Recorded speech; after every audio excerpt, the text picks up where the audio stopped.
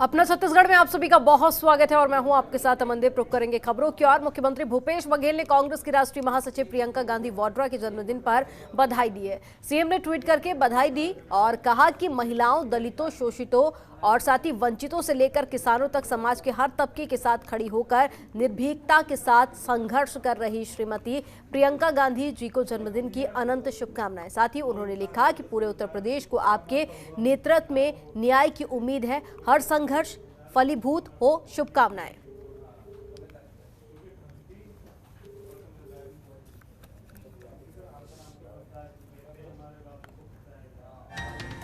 तो छत्तीसगढ़ के मुख्यमंत्री भूपेश बघेल ने ट्वीट किया, महिलाओं, दलितों, शोषितों और वंचितों से लेकर किसानों तक समाज के हर तबके के साथ खड़ी होकर निर्भीकता के साथ संघर्ष कर रही श्रीमती प्रियंका गांधी जी को जन्मदिन की अनंत शुभकामनाएं। और आगे लिखा कि पूरे उत्तर प्रदेश को आपके नेतृत्व में न्याय की उम्मीद है, हर संघर्ष फलीभूत हो, शुभकामनाएं।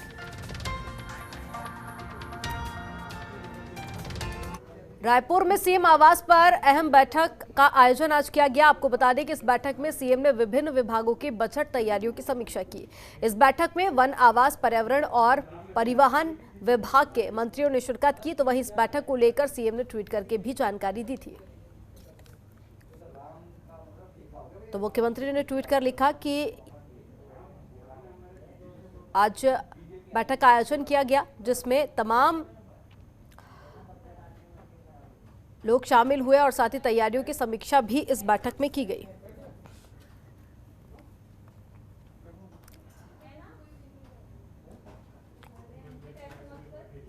तो मुख्यमंत्री ने ये ट्वीट करके जानकारी भी दी कि मंत्री भी इस बैठक में शामिल हुए हैं जिसमें तमाम मुद्दों को लेकर चर्चा की गई। आज यहां अपने निवास कार्यालय में आयोजित बैठक में मंत्री श्री मोहम्मद अकबर के विभागों, वन विभाग और साथ ही आवास एवं पर्यावरण, परिवहन और विधि एवं विधायी विभाग की समीक्षा बैठक की गई जिसमें बजट तैयारियों की समीक्षा भी की गई।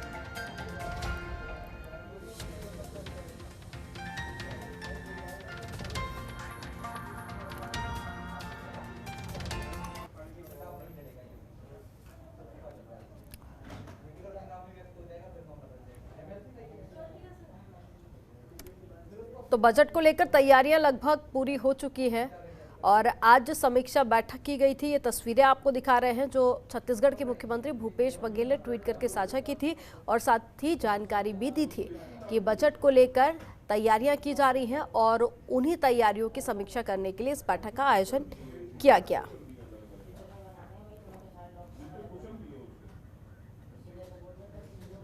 और ज्यादा जानकारी के साथ में संवाददाता मनमोहन नेताम जुड़ गए हैं। मनमोहन, आज जो बैठक हुई थी, मुख्यमंत्री भूपेश बघेल ने ट्वीट करके खुद इसकी जानकारी साझा की, क्या कुछ निष्कर्ष निकला बैठक का? बिल्कुल अमनदीप, छत्तीसगढ़ के मुख्यमंत्री भूपेश बघेल लगातार आज तीसरे दिन भी मंत्रिमंडल की बैठक ले रहे हैं और लगातार जिस तरीके से प्रदेश में कोरोना संकट चल रहा है और कोरोना संकट के बीच सरकार को बजट भी पेश करनी है और उस बजट में कौन से विभाग में किस तरीके से बजट का व्यवस्था है और कैसे बजट पेश करना है और आर्थिक रूप से कौन सा विभाग को कितना बजट देना है और जो तमाम तरह की जो बातें हैं उस तमाम तरह के जो निष्कर्ष निकल के आए हैं और इस पूरे मसले को लेकर सीएम भूपेश बघेल सभी मंत्रियों से 1-to-1 चर्चा किए हैं और सभी मंत्रियों से अपने विभागवार जानकारी ली है। अमनदीप। मनमोहन, आप बने रहिएगा, आगे भी खबरों पर आपसे अपडेट लेंगे।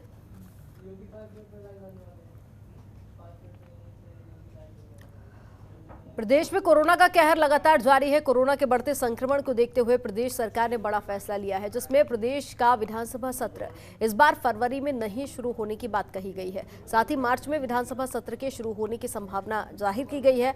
आपको बता दें कि विधानसभा अध्यक्ष चरणदास महंत ने ये जानकारी दी है। तो वहीं उन्होंने बताया कि इस फैसले को लेकर सीएम बघेल और संसदीय कार्य मंत्री से चर्चा की गई है। साथ ही उन्होंने कोरोना की स्थिति के बेहतर होने के बाद बजट सत्र की शुरुआत करने की बात की है।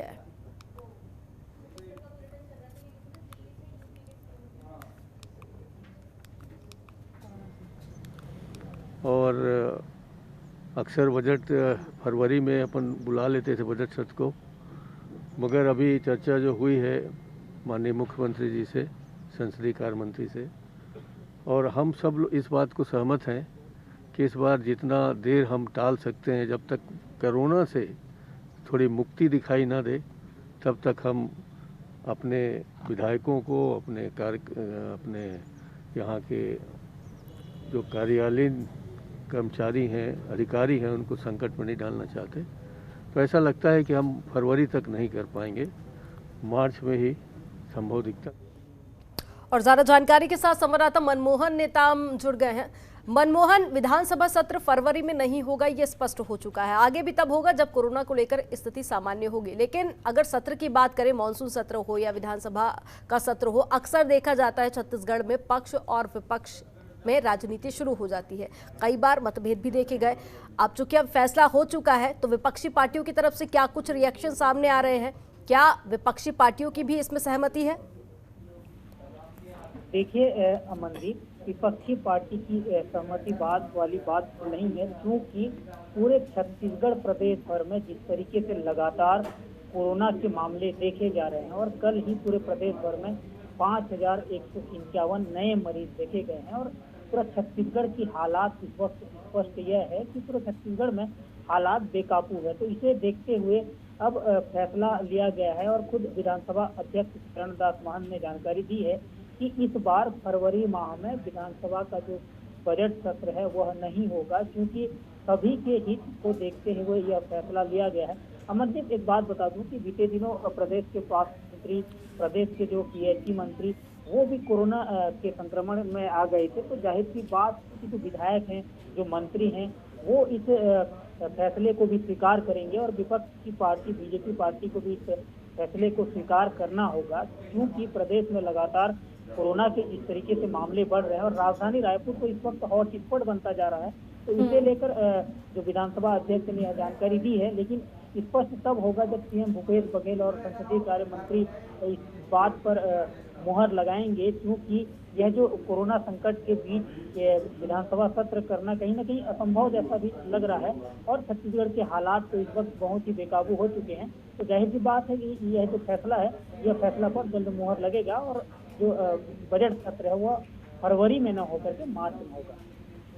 ठीक है मनमोहन, मार्च में भी ये तब संभव हो पाएगा जब कोरोना के आंकड़ों में कमी आती है। अगर छत्तीसगढ़ में जिस तरह से आपने बात किया कोरोना को लेकर, तो ताज़ा हालात क्या कुछ देखे जा रहे हैं? क्योंकि इससे पहले भी देखा था, पहले चरण में, दूसरे चरण में छत्तीसगढ़ की जो राजधानी है रायपुर, सबसे ज्यादा आंकड़े वहीं से निकलकर सामने आते। तो क्या कुछ खासा इंतजाम?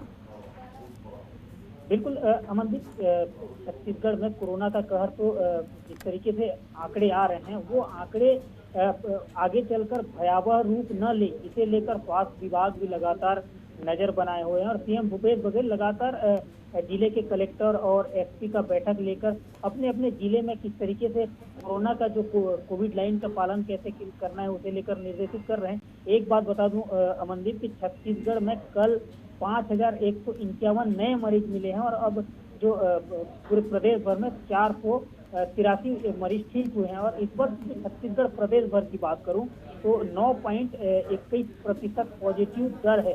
तो छत्तीसगढ़ में कोरोना का जो मामला है वो लगातार बड़ा रूप ले रहा है और राजधानी रायपुर में तो कल ही 1,454 मरीज मिले हैं। बाकी जिलों की अपन बात करना छोड़ दे तो राजधानी रायपुर इस वक्त हॉटस्पॉट बनता जा रहा है और ये कहीं ना कहीं छत्तीसगढ़ सरकार की मुश्किलें भी बढ़ाएगी यह जो कोरोना है। और कल तो ओमिक्रॉन के भी मरीज मिले हैं राजधानी रायपुर, बिलासपुर में, तो ये सरकार की मुश्किलें बढ़ाती हुई दिख रही है और इसे लेकर जो विधानसभा सत्र का जो फैसला लिया गया है यह कहीं ना कहीं सबसे अच्छी फैसला है।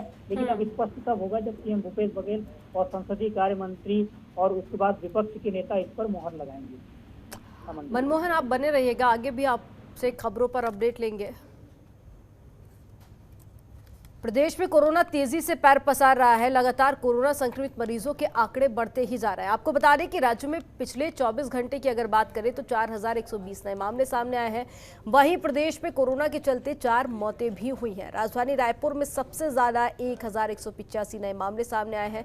ऐसे में बढ़ते कोरोना के मामलों को देखते हुए राज्य निर्वाचन आयोग ने पंचायत चुनाव में सभा, रोड शो, रैली, जुलूस पर प्रतिबंध लगाने का भी आदेश जारी कर दिया है।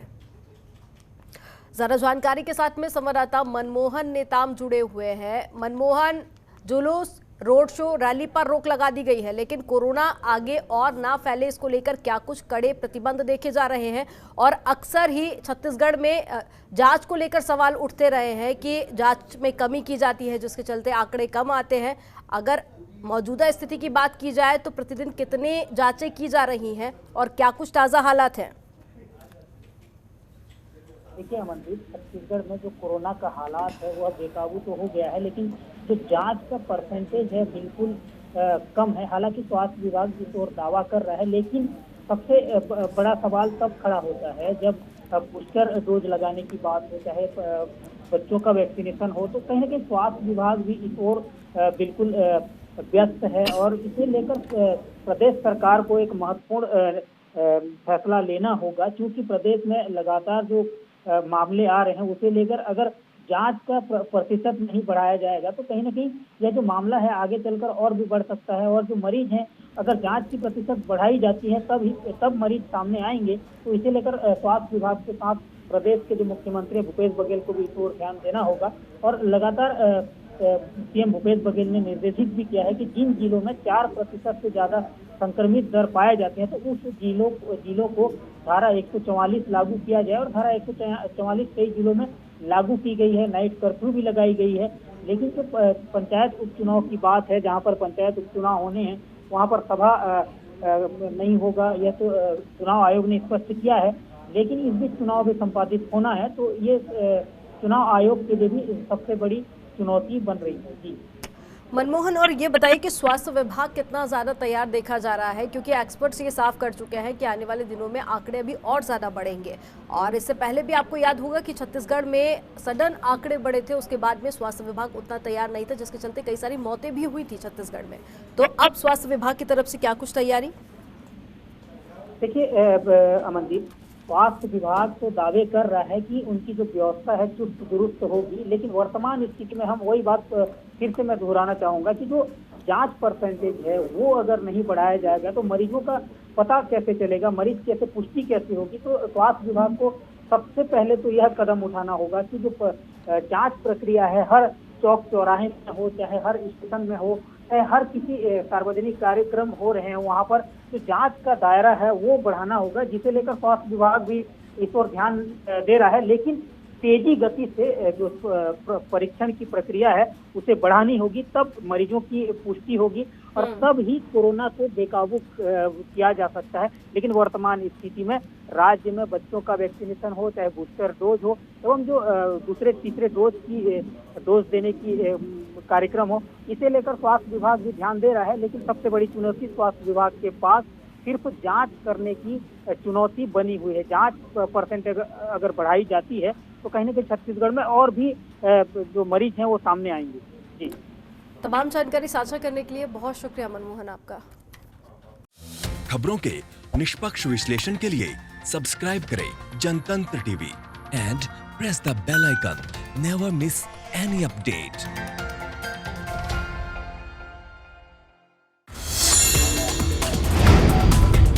Download the Janatantra TV app, available on Google Play and App Store. Download it now.